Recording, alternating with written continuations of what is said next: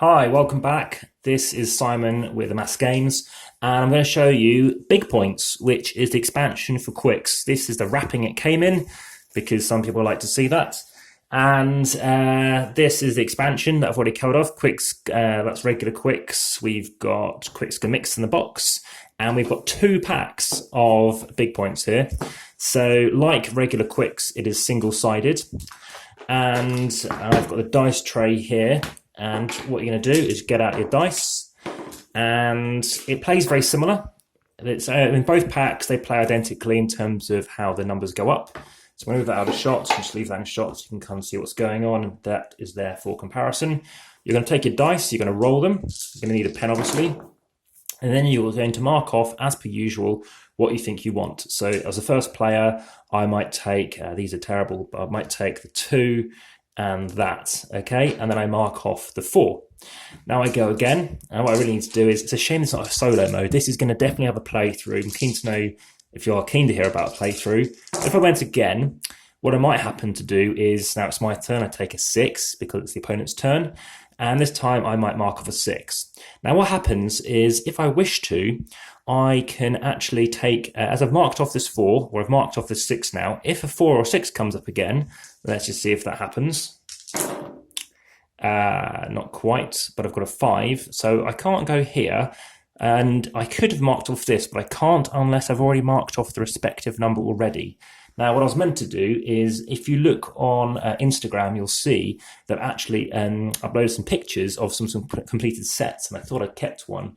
But what basically you're going to end up doing is, if you've marked off a 4 and a 4 comes up again, you can mark off this 4. The reason for marking off this 4 is, firstly, it encourages you to try and mark things off anyway, but separately, by marking something off here, it'll add to your total score. So your total score normally goes up to 12, as per on here. In this one, you can go up to a maximum of 15. So a 4 here and a 4 here means you're going to get 1 point, 2 points. So you're going to get bigger points. Additionally, by marking off this one, you're aiding your yellow track as well. So it's very interesting to see how you want to go about it. Do you want to try and focus on just these tracks, focus on these tracks? Because every time you're marking off one of these middle ones, you're not only adding to your red score, you're adding to your yellow as well. And if you've marked off 7, well, that's 28 points, and you've marked off 8 down here, then respectively, if you're going to mark off something here, you're getting an additional 8 and 9 points. So that's 17 points just for marking off one of these things. So that's very interesting. The same rules apply, though, as per Qwixx, whereby if you're marking off 5 things and you happen to do that as your 5th, or at least if you've done 5, you'll get a 6th one here. So that's how it works. I've never reached 15. I think 13 is the most I've hit. You are going to get much bigger scores. We're getting 200 plus scores. And the games I've played, I've lost, I think, every game. Played about 4 games so far. Lost by about 20 points, 18, 20 points typically. But in terms of what I think of it, I think this is a far superior game to Qwixx. Initially, I was giving it a kind of an 8 out of 10. I'm now thinking maybe a 7 out of 10. I've played actually, I think, 6 times now.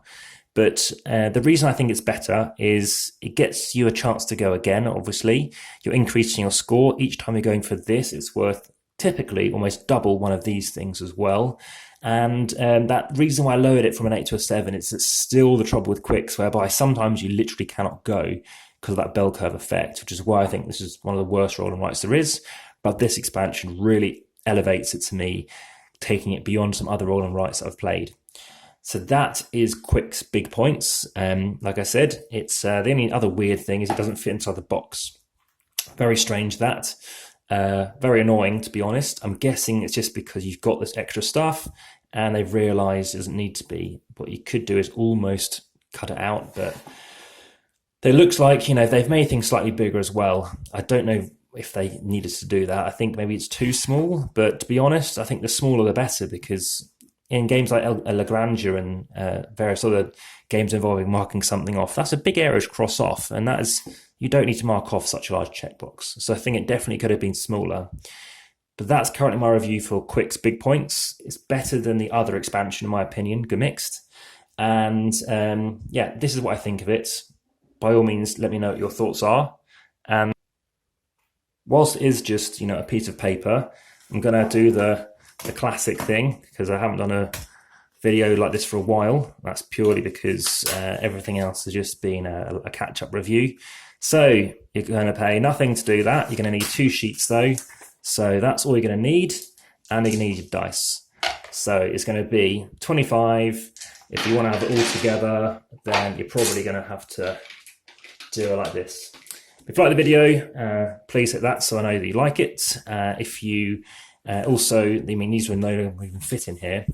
If you're keen to obviously see more, please hit the subscribe button.